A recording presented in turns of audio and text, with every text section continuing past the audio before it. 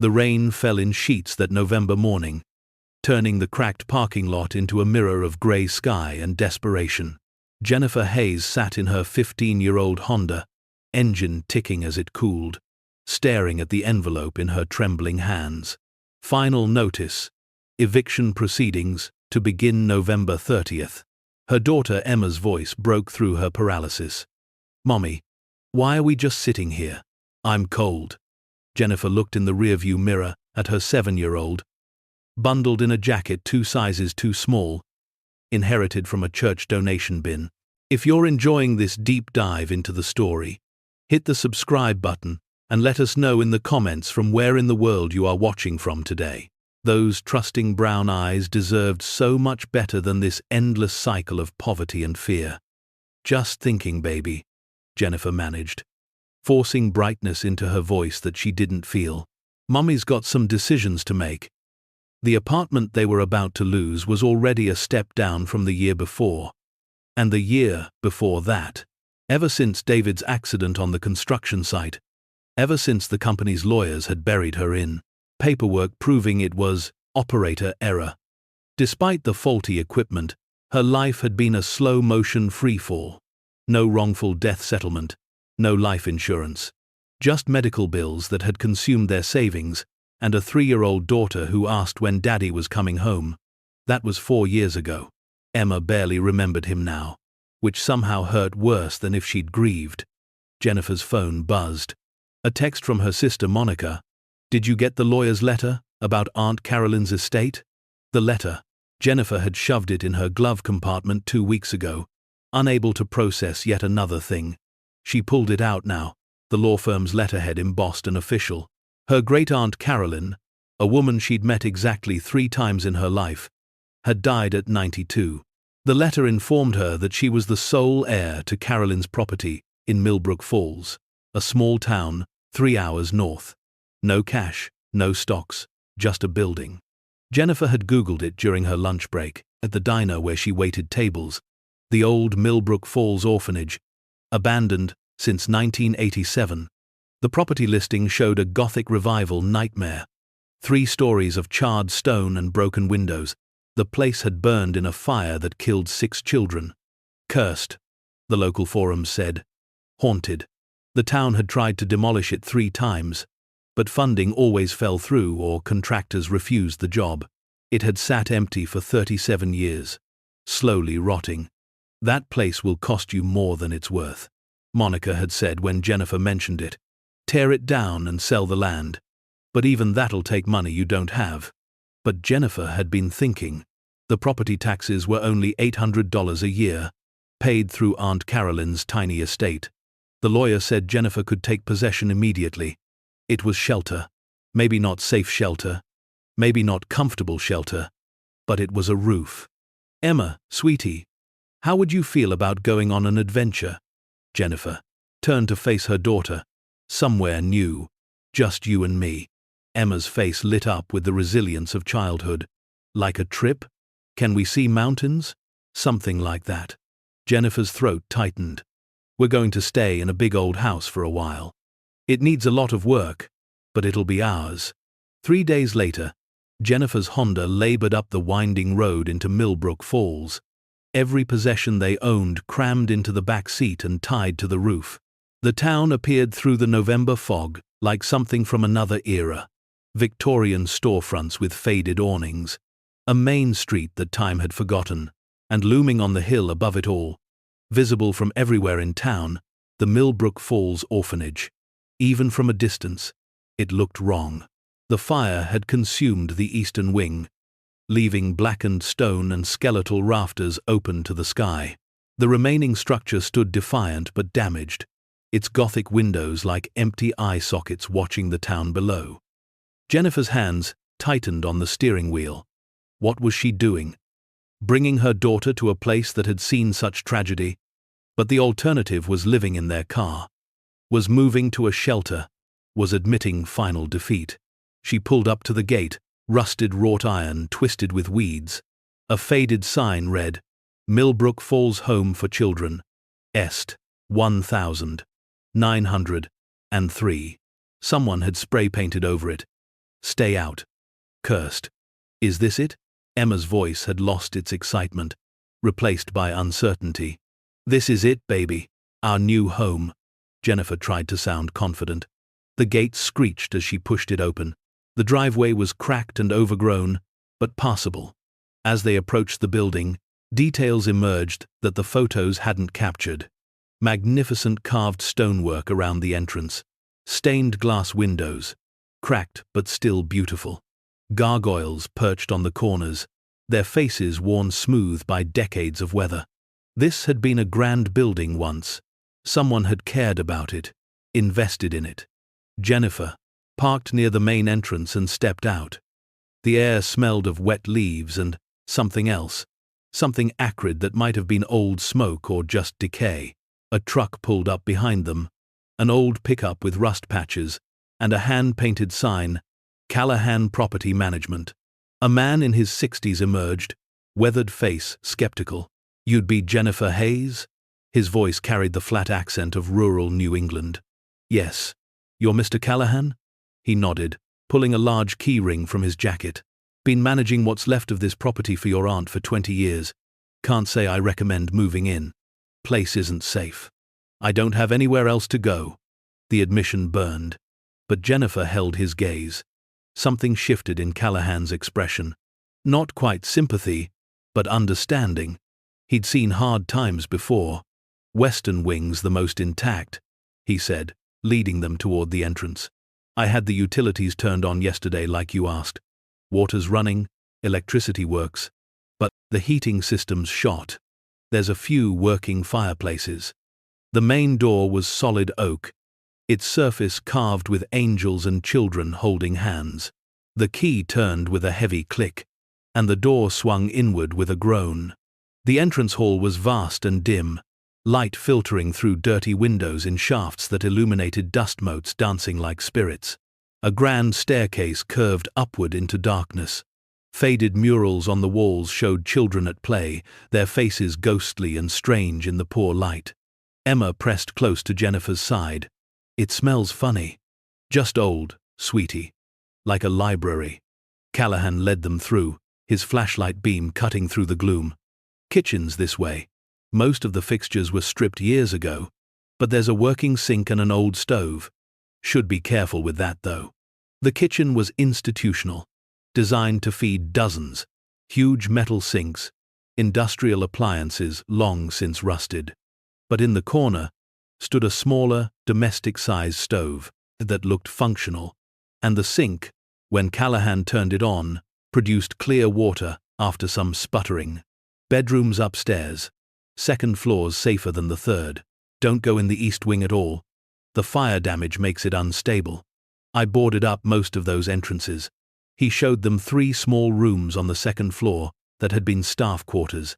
Simple, cell-like, but with working locks and intact windows. The furniture was gone, but the spaces were dry and relatively clean. This'll do, Jennifer said, mostly to herself. This'll have to do. Callahan paused at the door. Folks in town, they won't like you being here. This place, after what happened, people want to forget it exists. You'll have trouble if you're seen here. Trouble how? He shrugged. Complaints to code enforcement.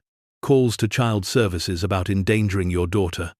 Small town memories are long, and this building carries weight. After Callahan left, Jennifer and Emma spent the afternoon making one bedroom livable. They had sleeping bags, a camping lantern, and the few belongings they'd salvaged. As daylight faded, Jennifer got a fire going in the small fireplace in what she designated as their bedroom. Emma sat close to the flames, drawing in a tattered notebook. Mummy, why did those kids die here? Jennifer's heart clenched. There was a fire, baby, a long time ago. It was an accident. Were they scared? I don't know. Emma, I hope it was quick. I hope they didn't suffer. That night, lying in her sleeping bag with Emma curled against her, Jennifer stared at the ceiling and listened to the building breathe. Old structures made noises. She knew that. Wood settling, wind through gaps, the sounds of age and neglect. But this felt different. If you find this story engaging, Please take a moment to subscribe and enable notifications. It helps us continue producing in-depth content like this. Like the building was aware of them. Like it was deciding what to make of these new occupants. She must have slept eventually because she woke to pale dawn light, and Emma tugging her arm. "Mommy, there's someone downstairs." Jennifer was instantly alert, heart hammering. She grabbed her phone, ready to dial 911, and crept to the door. From the hallway, she could hear it. Movement below. Footsteps. She descended the stairs slowly, Emma behind her despite Jennifer's whispered command to stay put. The sounds led to the kitchen. Standing at the sink, filling a coffee pot with water, was a woman in her 70s. Short grey hair, practical clothes, moving with the confidence of someone who belonged. "Who the hell are you?" Jennifer's voice came out sharper than intended. The woman turned, unsurprised. "Violet Brennan. I was the cook here, back in the day, before the fire." She set the coffee pot on the stove. "Heard someone had finally moved in. Figured you'd need help." "How did you get in?" "I've had a key for 40 years. Used to check on the place for your aunt." Violet's eyes moved to Emma. "That's a brave little girl you've got."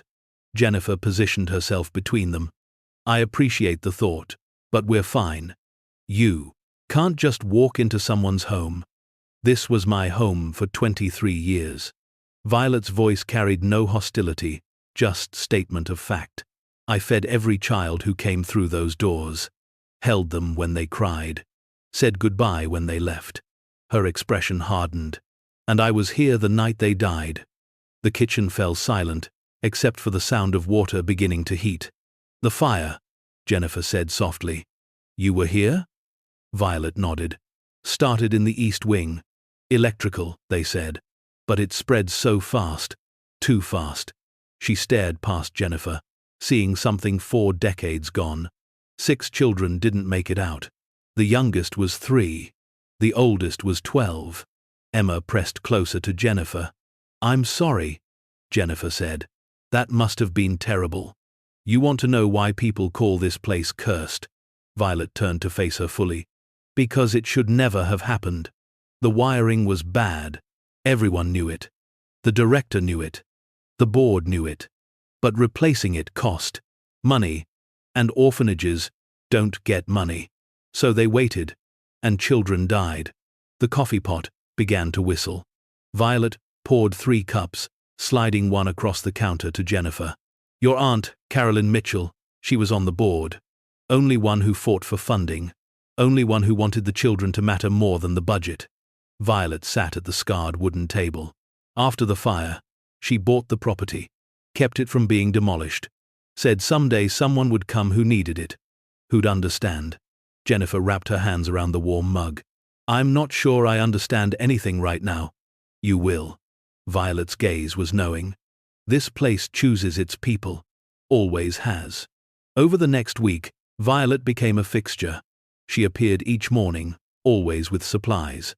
Groceries, purchased from her own pension, cleaning supplies, blankets, a space heater for Emma's corner of the room. Jennifer protested, but Violet waved it off. "Your aunt paid me to maintain this place for years. I've got funds set aside. Consider it finishing the job." With Violet's help, they made the western wing livable. They cleaned years of grime from the windows, scrubbed the floors, aired out rooms that had been sealed for decades. The building slowly revealed its bones. The quality of its construction, Emma started exploring, her child's resilience transforming fear into curiosity. She found an old playroom with broken toys, a library with water-damaged books, a music room with a piano missing half its keys. "Can we stay here forever?" Emma asked one evening, her arms full of moth-eaten stuffed animals she'd rescued from the playroom. Jennifer looked at Violet, who was stirring soup on the old stove. "We'll see, baby. For now, it's home." But living in the orphanage wasn't without complications. Callahan had been right about the town's reaction. Within days, a code enforcement officer appeared, clipboard in hand, citing violations. The building wasn't zoned for residential use. It failed modern safety standards. It was a danger to the child living there. Jennifer met with lawyers she couldn't afford, filled out paperwork she barely understood. The town council scheduled a hearing for December 15th to determine if she could remain on the property. They just want it gone, Violet explained one evening. Every time they look up that hill, they remember what they let happen. You living here makes them face it. So, what do? You prove them wrong. You make this place matter again. Jennifer had found work at the town's only diner, the same job she'd had in her old life. Minimum wage plus tips that barely covered gas and food. Emma attended the local elementary school, riding the bus that stopped at the bottom of the hill. The other children gave her a wide berth. The orphanage girl. The one who lived in the haunted house. One afternoon in early December, Jennifer was cleaning what had been the director's office on the second floor. Unlike the Spartan children's rooms, this space had been furnished with dark wood paneling and built-in bookshelves.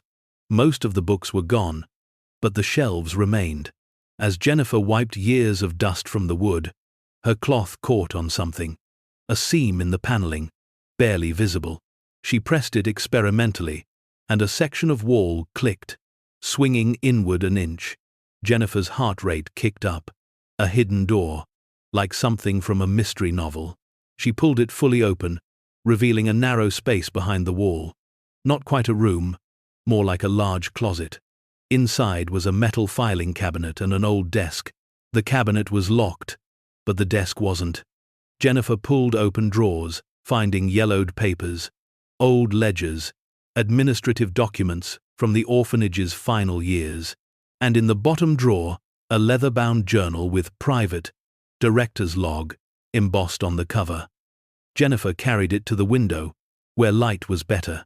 The journal spanned years, beginning in 1980. The handwriting was feminine, precise. January 1980. Inspection revealed critical electrical deficiencies throughout East Wing. Board notified. Estimate for rewiring: $47,000. Board vote: 4-1, to defer maintenance. Carolyn Mitchell, dissenting. Jennifer flipped forward. August 1982. Another fire marshal warning.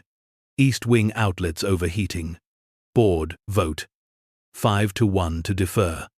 Mitchell threatening to go public. And finally, the last entry. October 1987. They're going to die. The board knows, and they're doing nothing. I've documented everything. When this happens, and it will happen, someone needs to know the truth. See, M says evidence matters. Says justice delayed isn't justice denied. I'm hiding records where they'll be found when the time is right. God forgive us all. The entry was dated October 15th, 1987. The fire was November 8th, 1987. Jennifer's hands trembled. The director had known, had documented the negligence, and had hidden evidence somewhere in this building. She returned to the hidden room, examining it more carefully now. The filing cabinet was locked, but the lock was old. Jennifer found a screwdriver and worked at it until something gave. Inside were files, dozens of them. Inspection reports, board meeting minutes, budget documents. Every piece of evidence documenting the orphanage board's decision to prioritize money over safety. And in a separate envelope at the back, photographs, the damaged wiring, burned outlets, frayed cables running through walls. Jennifer sat back, mind racing. This was more than historical record. This was evidence of criminal negligence, evidence that could assign blame for 6 deaths. But the fire was 37 years ago. Were there statutes of limitations on this kind of thing? And who would care now? She was about to close the cabinet when she noticed something odd. The bottom drawer didn't sit quite right, as if it wasn't fully closed. She pulled it all the way out and saw why. Behind the drawer was another space. A false bottom. Inside that space were metal boxes, the fireproof kind used for important documents. Jennifer pulled them out, 5 in total, each surprisingly heavy. She opened the first. Bonds. Government savings bonds, yellowed with age, but intact. Bearer bonds, she realized, reading the text. Payable to whoever presented them. Her hands shook as she went through them. Each box contained bonds in various denominations. $10,000, $25,000, $50,000. She started adding them up, then stopped, overwhelmed. There were too many. Hundreds of bonds. Maybe thousands. "Mommy?" Emma's voice called from downstairs. "I'm hungry." Jennifer quickly gathered the boxes, her mind spinning. She needed help, needed someone who understood finance and law and what any of this meant. She locked the office door and went downstairs, forcing normalcy into her voice as she made Emma dinner. That evening, after Emma was asleep, Jennifer called the number on the card the estate lawyer had given her. It went to voicemail. She left a message, trying to sound calm, asking him to call her back urgently. Then she sat by the fire, staring at one of the bonds she'd brought down. Issue date: 1942. Face value: $10,000. Maturity: 30 years. These weren't just old bonds. They were war bonds from World War II, and if they'd been sitting uncashed for 80 years, with interest compounding, she didn't want to imagine the number, couldn't let herself hope that big.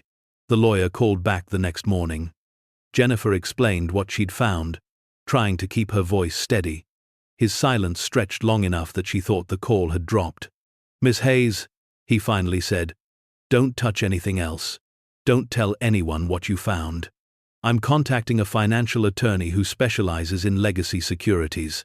This could be," he paused, "this could be extremely significant." 2 days later, Jennifer sat in a conference room at a law office 3 towns over. Across from her were 2 attorneys and a financial specialist named Patricia Chen, who looked at bonds the way art historians looked at old masters. "These are authentic," Chen said, her voice quiet with awe. "World War II war bonds, Series E. They stopped being issued in 1980, and the ones that remained uncashed were supposed to be turned in for redemption." "What does that mean?" Jennifer's throat was dry. "It means someone hid these bonds 65 years ago and never claimed them." Chen looked up. "The original face value of what you found is approximately $2.8 million. Jennifer felt the room tilt. "But that's not the significant number," Chen continued. "These bonds accrued interest for 30 years to maturity, then continued accruing at a fixed rate after, with compounding over 8 decades. She slid a paper across the table. "The current redemption value is approximately $334 million. The number was absurd. Impossible." Jennifer stared at it, her vision blurring. "You're certain?" one of the attorneys asked. "I've verified the authenticity and serial numbers against Treasury Department records. These bonds were legitimately issued and never redeemed. They belong to whoever possesses them." Chen looked at Jennifer. "They're yours." The room spun. Jennifer gripped the edge of the table, trying to process what she was hearing. $334 million. Hidden in the orphanage where 6 children had died. Where she and Emma had found refuge when they had nowhere else to go. "Why?" Jennifer's voice came out hoarse. "Why would anyone hide bonds worth this much?" The estate attorney spoke up. "We've been researching that. The orphanage was built in 1903 by the Ashford family. Railroad money. They endowed it heavily. During World War II, the endowment purchased war bonds, both as investment and patriotic gesture." He pulled out historical documents. In 1945, the Ashford family fortune collapsed. Scandal. Bad investments. Ruin. The orphanage, nearly, closed. But the director at the time, a woman named Margaret Brennan, kept it running. Jennifer's head snapped up. "Brennan? Like Violet?" "Her aunt," the attorney confirmed. "Margaret Brennan knew the orphanage would be liquidated if creditors found the bonds. So she hid them, planned to reveal them once the legal situation stabilized. But she died suddenly in 1946. Heart attack. The bond's location died with her.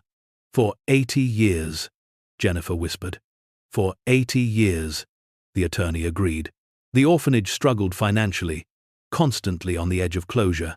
If anyone had known about the bonds, 6 children wouldn't have died, Jennifer finished. The electrical work would have been done. The room fell silent. Finally, Chen spoke. The redemption process will take several months. Treasury Department verification, tax documentation, legal authentication. But Miss Hayes, by this time next year, you'll have access to funds that will change your life. Jennifer drove back to the orphanage in a daze. $334 million. It was too much to comprehend. Too much to be real. She pulled up to the building, and for the first time since arriving, saw it differently. Not as a refuge of last resort, but as a place that had been waiting for 80 years to reveal its secret. Violet was in the kitchen when Jennifer entered. Emma beside her learning to knead bread dough. "You found them," Violet said without preamble. It wasn't a question. Jennifer nodded, sinking into a chair. "The bonds. You knew? My aunt told me stories before she died, about the fortune she'd hidden, about how it would be found when the time was right, when someone who truly needed it came." Violet's hands continued working the dough. The director who wrote that journal, the one who documented the neglect, she was looking too, spent years searching. But the orphanage doesn't give up its secrets to just anyone. "I don't understand." Violet smiled. "Some places have memory. This one remembers being built with good intentions. Remembers children who needed safety. Remembers being betrayed by people who valued money over lives." She looked at Jennifer directly. "And it remembers being saved by someone who had nowhere else to go." Emma tugged Jennifer's sleeve. "Mommy, are we rich now?" The simple question from her daughter cut through all the surreal magnitude. "Yes, baby," Jennifer said softly. "We're not going to be poor anymore." The news couldn't stay contained. Within a week, the story broke. Local woman discovers $334 million in war bonds. The orphanage that time forgot. Justice for children who died. The media descended. News vans lined the street. Reporters called constantly. Jennifer stopped answering her phone. The town council, which had been preparing to evict her, suddenly found reasons to delay the hearing. The code enforcement officer who'd cited violations appeared on her doorstep with an apology. "Town's prepared to come dig. Fast-track any renovations," he said, unable to meet her eyes. "If you're planning to stay." Jennifer looked at him coldly. 2 weeks ago, you threatened to take my daughter away. Now you're offering help?" He had the grace to look ashamed. "It's different now." "No," Jennifer said quietly. "I'm different now. The situation hasn't changed. My daughter and I still need shelter. We're still living in a building you call dangerous. The only thing that's changed is, I can afford lawyers now." She closed the door on his sputtering response. But not everyone's reaction was mercenary. Violet brought a bottle of wine that evening, and they sat in the kitchen while Emma slept upstairs. "What will you do with it?" Violet asked. "The money?" Jennifer had been thinking about nothing else. "First, I'm going to make this building safe. Restore it completely. Not as a museum, but," she paused, the idea crystallizing, "as what it was supposed to be. A place for children who need safety." Violet's eyes glistened. "A children's home again. Not an orphanage. Foster care placement. Emergency shelter. Something that actually has funding and oversight and doesn't cut corners." Jennifer's voice strengthened. "Every child who walks through those doors deserves to be safe. The 6 who died here deserved that. This is the money that could have saved them. Using it to save others feels right. Your aunt would be proud," Violet said softly. "She always said this place had unfinished business." Over the following months, as the legal process ground forward, Jennifer threw herself into planning. She hired architects who specialized in historical preservation, contractors who understood the building's significance, child welfare experts who helped design programs that would serve the community's most vulnerable. The town that had tried to forget the orphanage was forced to remember it as construction trucks arrived, as the charred East Wing was carefully demolished and rebuilt, as the entire structure was brought into the modern age while preserving its historical character. Jennifer established the Ashford Children's Trust, endowed with enough money to run the facility in perpetuity. No child would ever be endangered here again because of budget constraints. She used more of the money to investigate the 1987 fire. The evidence she'd found in the director's office led to a formal inquiry. The board members who'd voted against safety improvements were named publicly. Their negligence finally acknowledged. 3 were still alive. They faced no criminal charges, statutes of limitations having long expired, but their reputations were destroyed, their names attached forever to the 6 deaths they could have prevented. "It's not justice," Jennifer told a reporter, who asked if she was satisfied. "Justice would be those children growing up, having lives, but it's accountability. Sometimes that's all you can get." The town council called a special meeting 8 months after Jennifer's discovery. She was invited to speak about her plans for the orphanage. The room was packed, standing room only. Jennifer recognized many faces: the diner owner who'd given her work, teachers from Emma's school, the code enforcement officer, sitting in the back, still looking ashamed. And there, in the front row, was Emma, sitting between Violet and Callahan. Her daughter had gained weight, lost the haunted look she'd carried for so long. She was thriving. Jennifer stood at the podium, looking out at the assembled crowd. 9 months ago, I came to this town with nothing. No money, no prospects, no hope. I was about to be evicted, and I had a daughter depending on me. The only thing I had was an inherited property everyone told me was worthless. She paused. The Millbrook Falls Orphanage has been called cursed, haunted, a blight on this community. People wanted it demolished, wanted to forget it existed, because remembering it meant acknowledging that 6 children died preventable deaths. The room was absolutely silent, but tearing it down wouldn't have honored those children.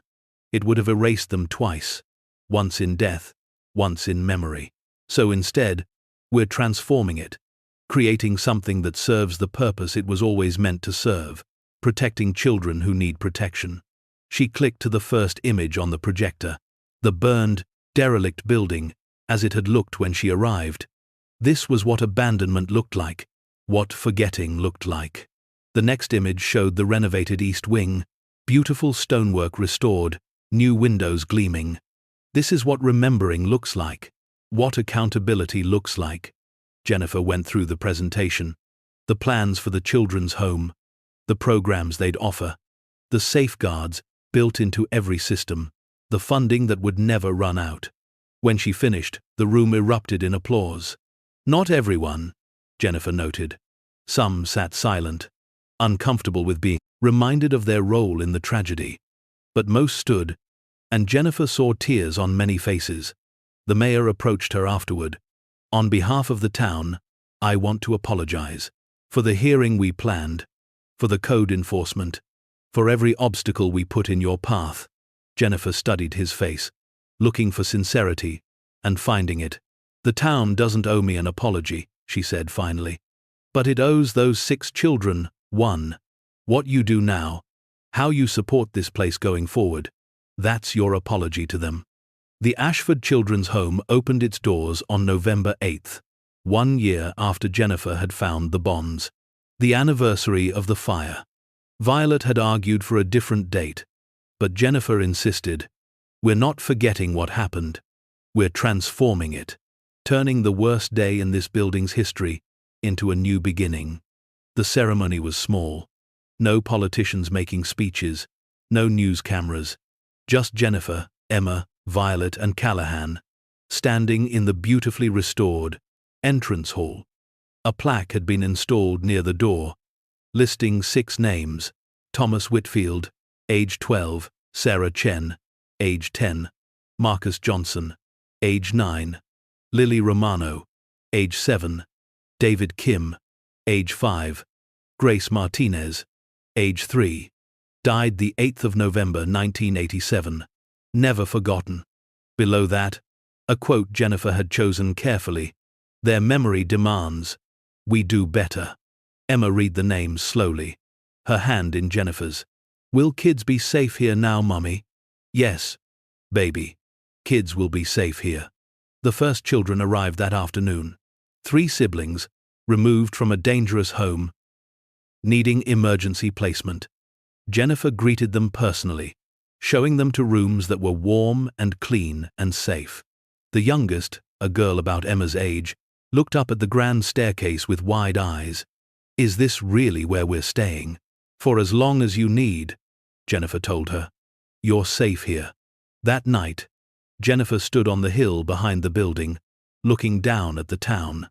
Lights were coming on as evening fell, windows glowing, gold against the gathering dark. She thought about the impossible journey that had brought her here. The eviction notice, the desperate decision to claim an abandoned building, the discovery that had changed everything. But mostly, she thought about the children, the 6 who had died, whose deaths had led indirectly to the revelation of the bonds, the ones who would live here now, sheltered by money that had been hidden for 80 years. You think it's enough? Violet's voice came from behind her. The older woman had taken a position as the home's director, completing the circle her aunt had started decades ago. Jennifer considered the question. It's a start. Real justice would be those 6 children alive, would be every child in America having safe shelter.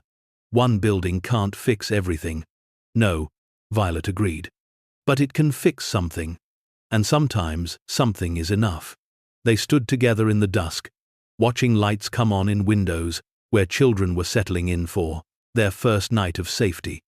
The orphanage, that had been cursed, that had been forgotten, that had been marked for demolition, was alive again.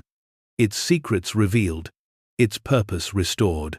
And Jennifer Hayes, who had arrived with nothing, had found not just fortune, but meaning, had turned desperation into hope. The building had waited 80 years to reveal its treasure, and in the end, it had given that treasure to exactly the right person, someone who understood what it meant to have nothing, someone who would use wealth not for luxury, but for the purpose it had always been meant to serve. 3 months later, Jennifer sat in her small office in the children's home, reviewing applications from families wanting to become foster parents. The home was at capacity, with a waiting list of children needing placement. Emma appeared in the doorway, home from school.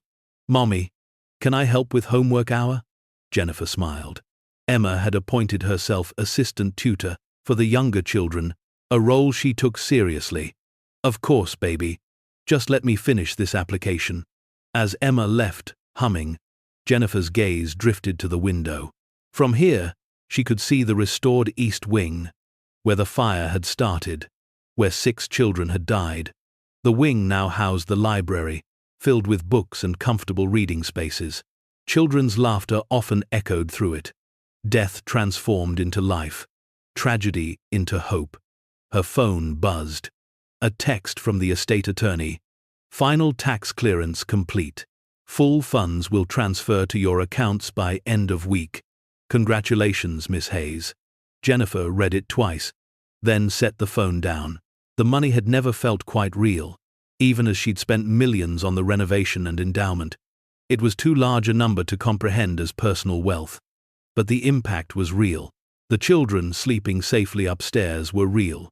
The staff she'd hired, trained professionals who were paid well enough to stay and care, they were real.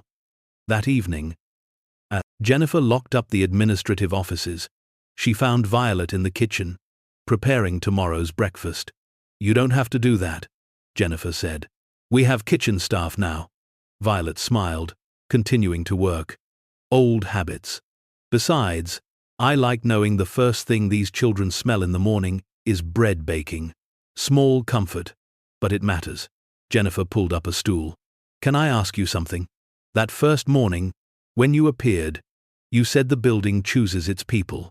What did you mean? Violet was quiet for a moment, hands kneading dough with practiced rhythm. My aunt, Margaret, she used to say buildings are like people. They remember. This place remembered being built with love. Remembered children who were scared and alone finding family here. Remembered music lessons and Christmas pageants and small kindnesses. She paused.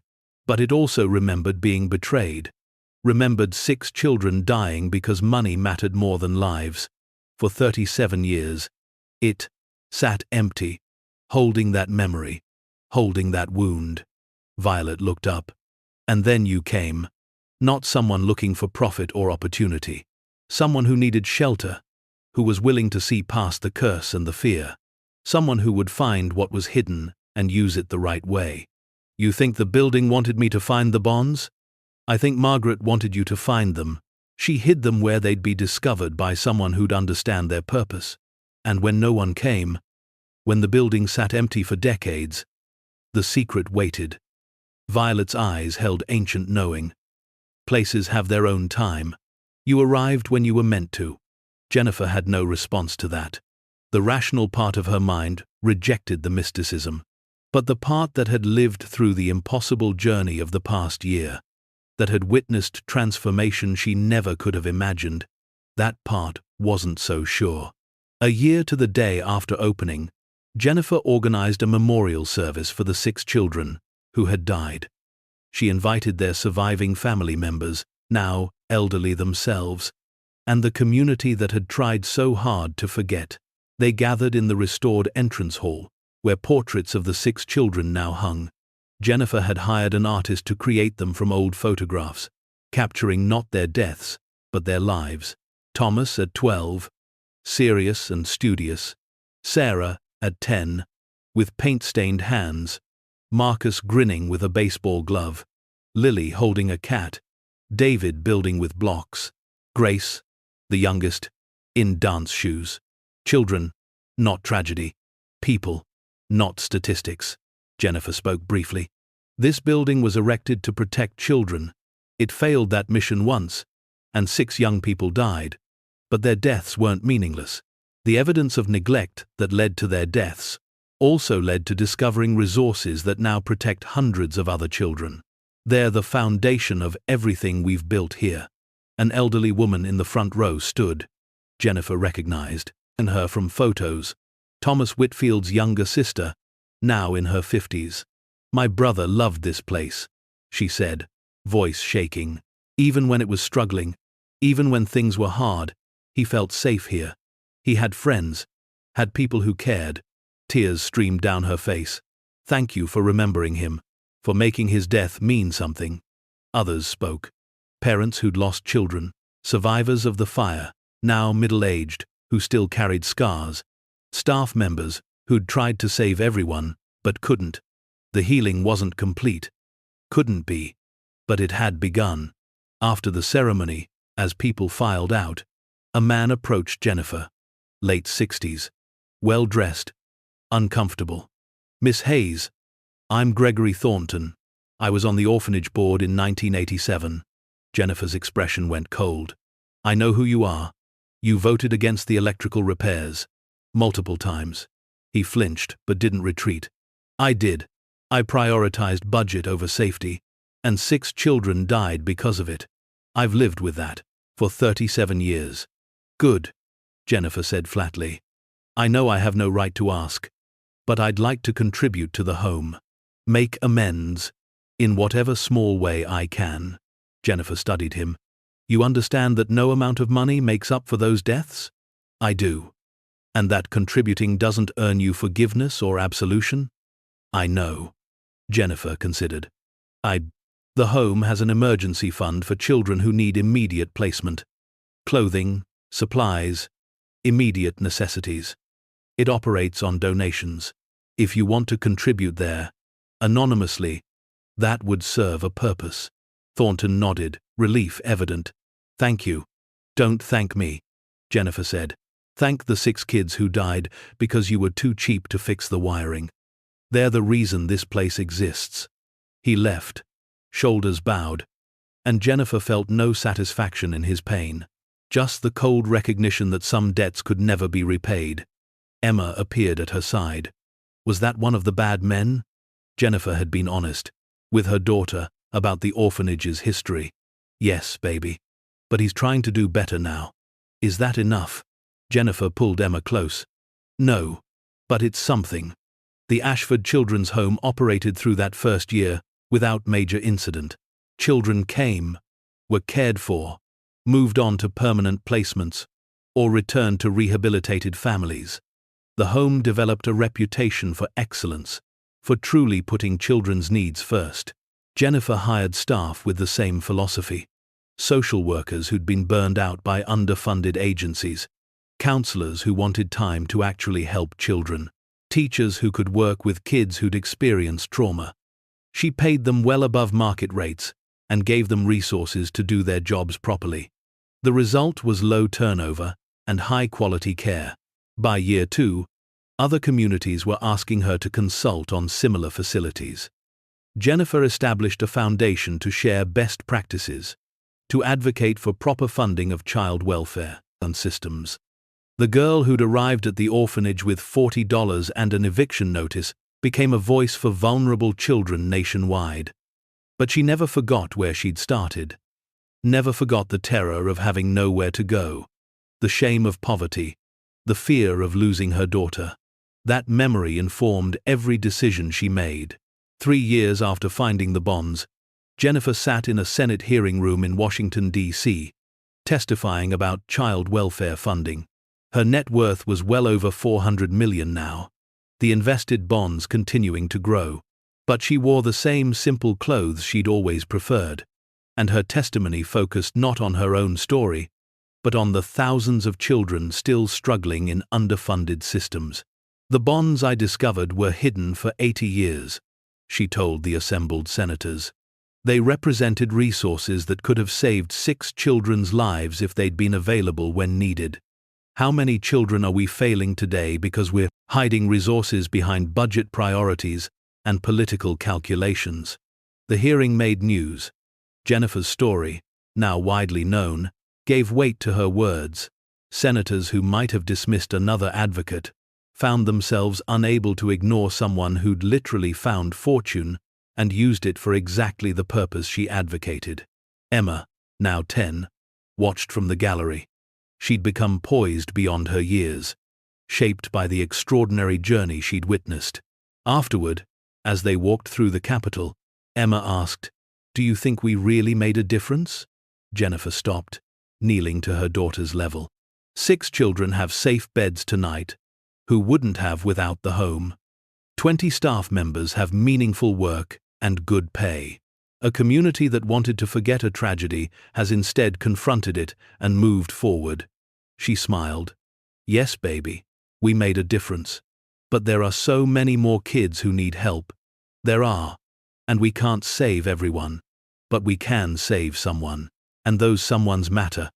They continued through the Capitol, mother and daughter, their footsteps echoing on marble floors, where laws were written and futures decided.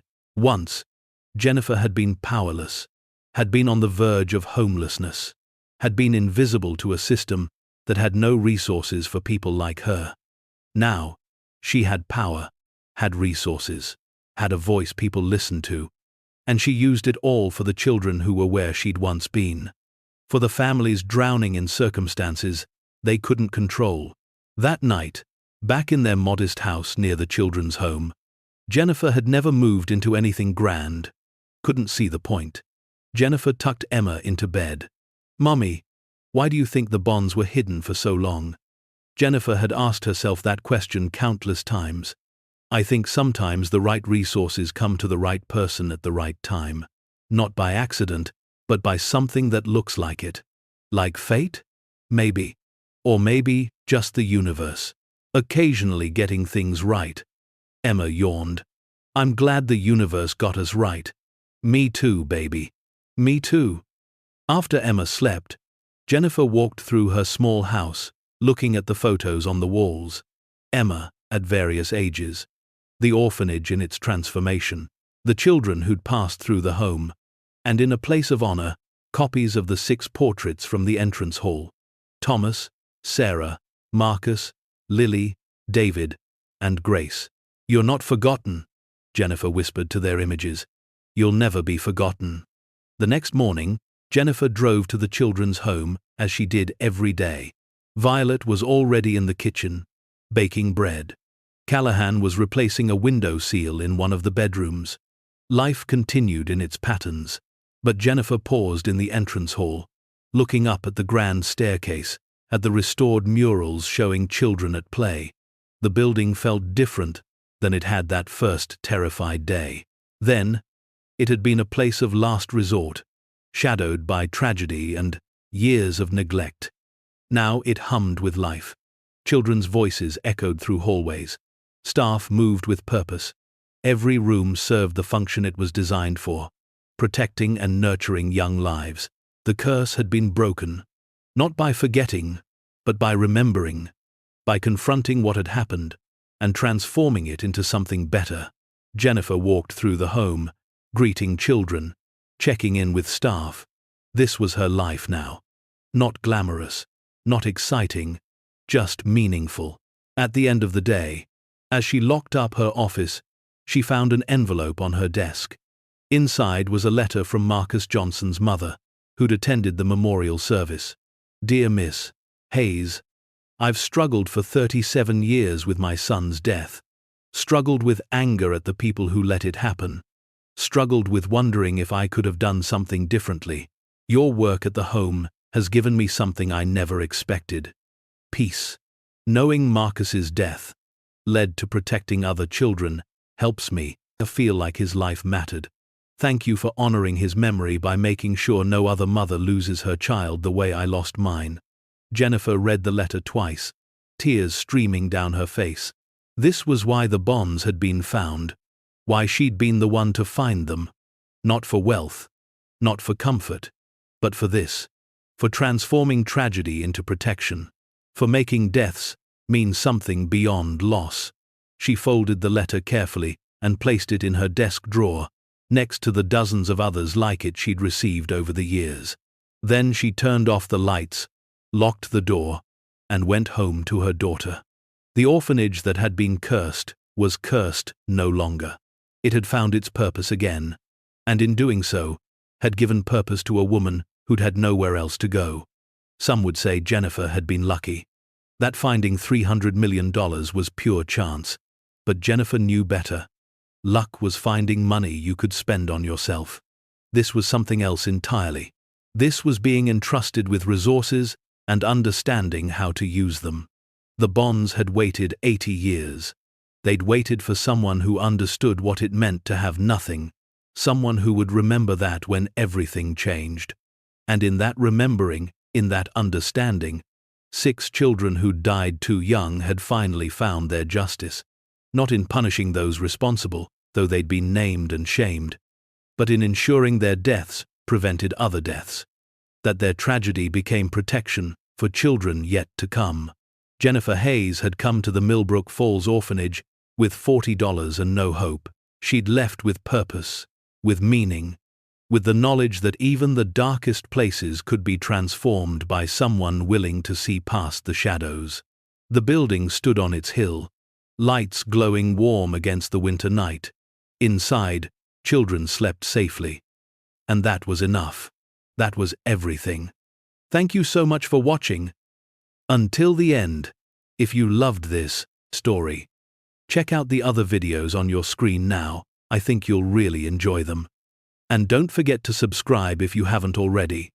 See you in the next story.